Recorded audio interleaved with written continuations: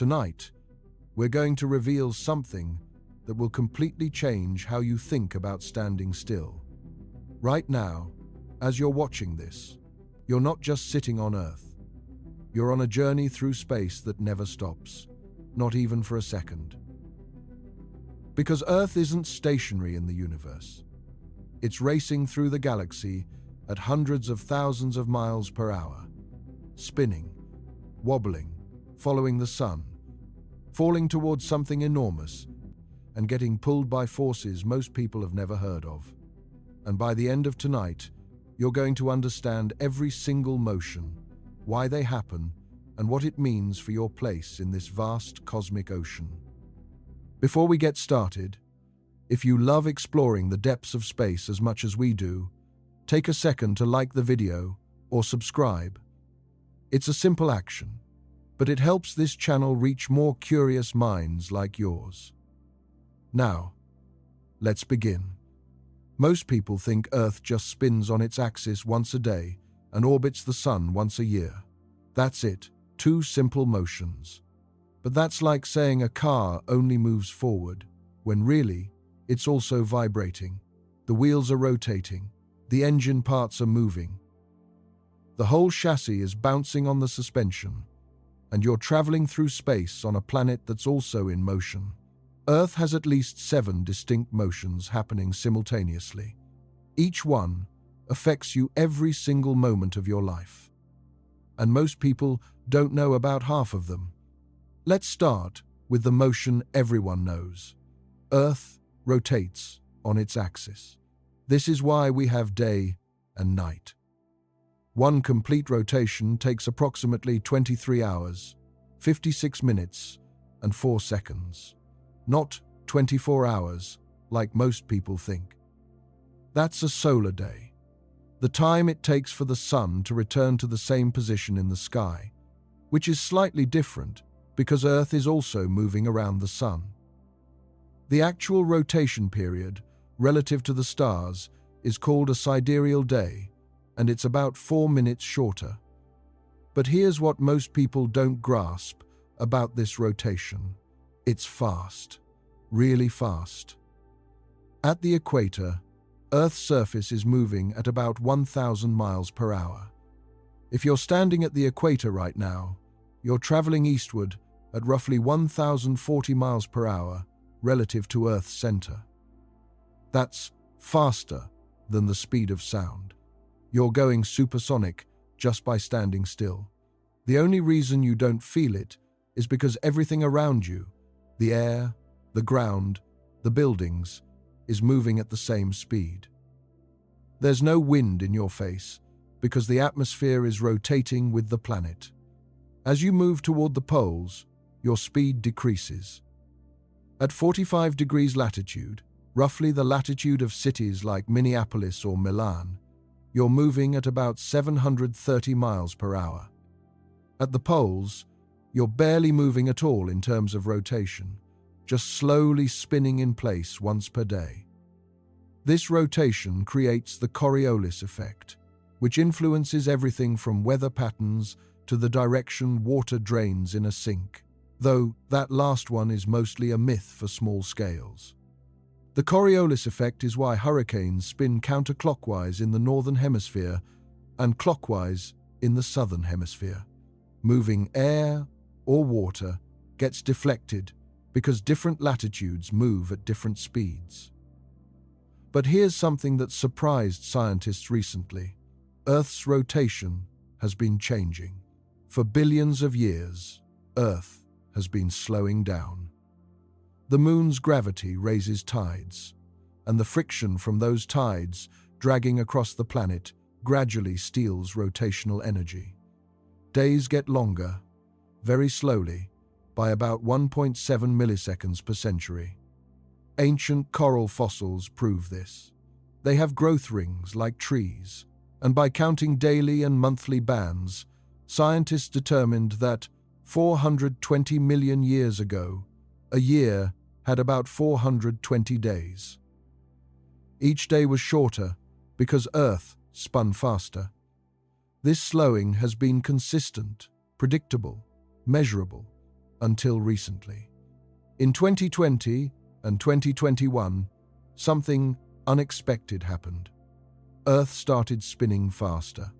Not by much, but enough to set records. 2020 saw 28 of the shortest days ever measured, since scientists began using atomic clocks in the 1960s. On July 19, 2020, Earth completed a full rotation, 1.460, 2 milliseconds faster than the standard 24-hour day. That's the shortest day on record. The trend continued into 2021. Days were consistently shorter than average. For the first time in decades, scientists seriously discussed adding a negative leap second, removing a second from our clocks to keep atomic time synchronized with Earth's rotation. We've added leap seconds before to account for Earth slowing down, but we've never had to subtract one. Why is this happening? Nobody knows for certain. Earth is a complex system. The rotation rate depends on the distribution of mass. When ice melts at the poles and flows toward the equator as water, it changes Earth's moment of inertia. Like a figure skater extending their arms to slow down or pulling them in to spin faster. Atmospheric patterns matter too.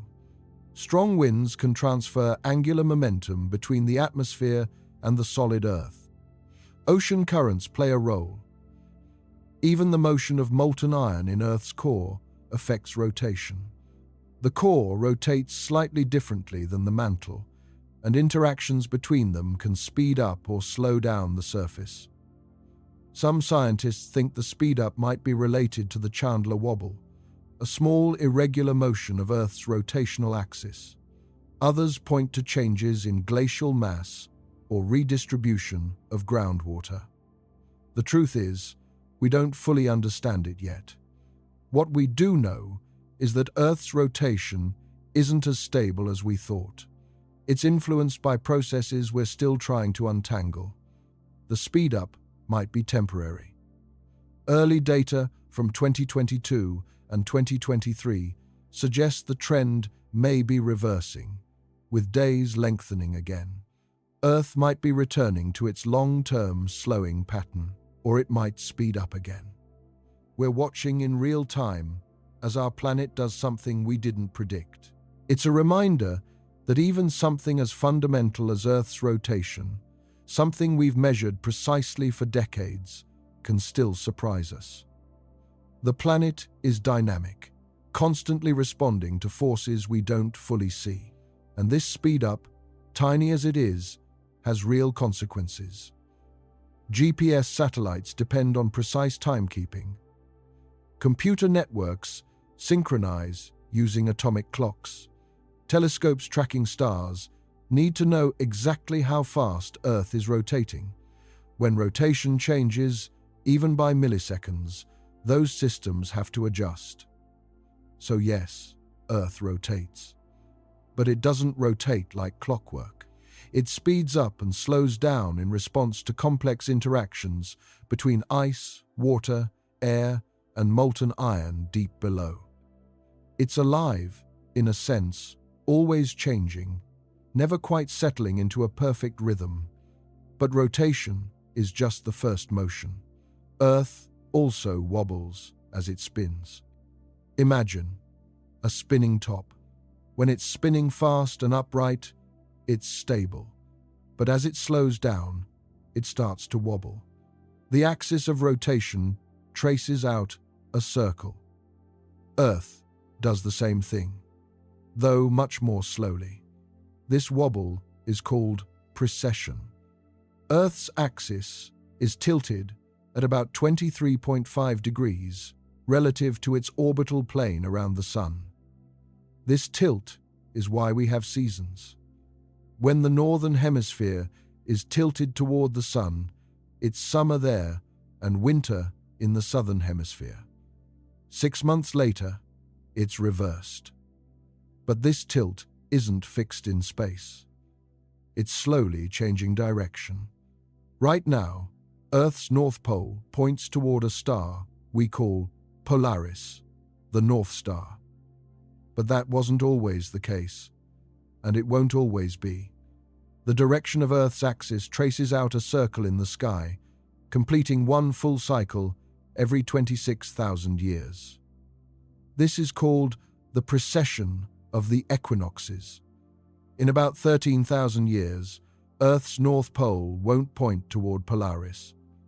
It'll point toward a star called Vega.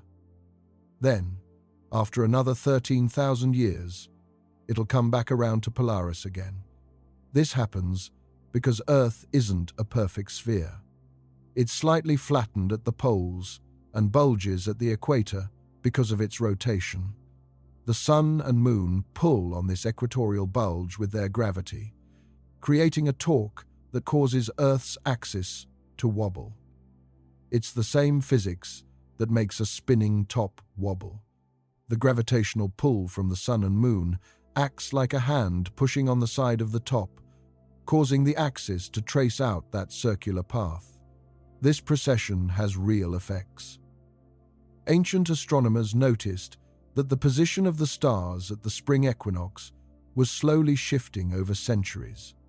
The Egyptians built the pyramids aligned to certain stars, but those alignments have shifted over thousands of years because of precession. The zodiac constellations that were used for astrology thousands of years ago have shifted too. If you're supposedly an Aries, because you were born in late March, the Sun is actually in the constellation Pisces now, not Aries. Because the whole system has precessed by almost one full constellation since those astrological signs were defined. But wait, there's more. Earth's wobble isn't perfectly smooth. The axis also nods slightly up and down in a much smaller motion called nutation. Think of it like adding a tiny vibration on top of the larger wobble. Nutation has a period of about 18.6 years and is caused primarily by the gravitational pull of the Moon as its orbit tilts relative to Earth's equator. The total effect is small, only about 9.2 arcseconds, but it's measurable and has to be accounted for in precise astronomical calculations. Now, let's add the motion everyone learns about in school. Earth orbits the Sun. This orbit isn't a perfect circle. It's an ellipse, an oval shape. The Sun sits at one focus of the ellipse, not at the center. This means Earth's distance from the Sun changes throughout the year. The closest point, called perihelion, happens around early January. Earth is about 91.4 million miles from the Sun. The farthest point, called aphelion, happens around early July. Earth is about 94.5 million miles away. That's a difference of about 3 million miles. Interestingly, Earth is closest to the Sun during Northern Hemisphere winter and farthest during Northern Hemisphere summer. This shows that distance from the Sun isn't what causes seasons. The tilt of Earth's axis is what matters. The orbit takes 1 year to complete, about 365.25 days. That extra quarter day is why we have leap years. Every 4 years, we add an extra day to keep our calendar aligned with the seasons. Well, almost every 4 years. Years divisible by 100 are not leap years unless they're also divisible by 400. So, 2000 was a leap year, but 1900 was not. This keeps the calendar accurate over centuries. Now, here's where things get interesting. How fast is Earth moving in this orbit? The average orbital speed is about 67,000 miles per hour. That's roughly 87 times faster than a bullet. Every second, Earth travels about 18.5 miles through space. In the time it takes you to blink, Earth has moved several miles along its orbit. You don't feel it because, again, everything around you is moving at the same speed.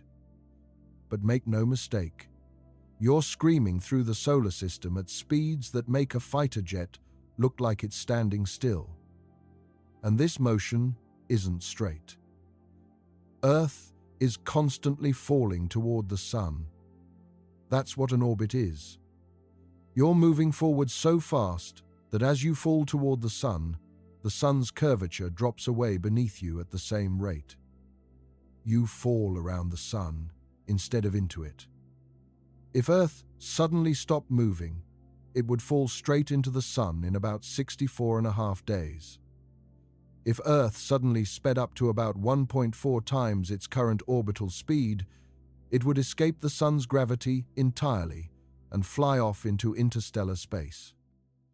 We're balanced right on the edge between falling in and flying away.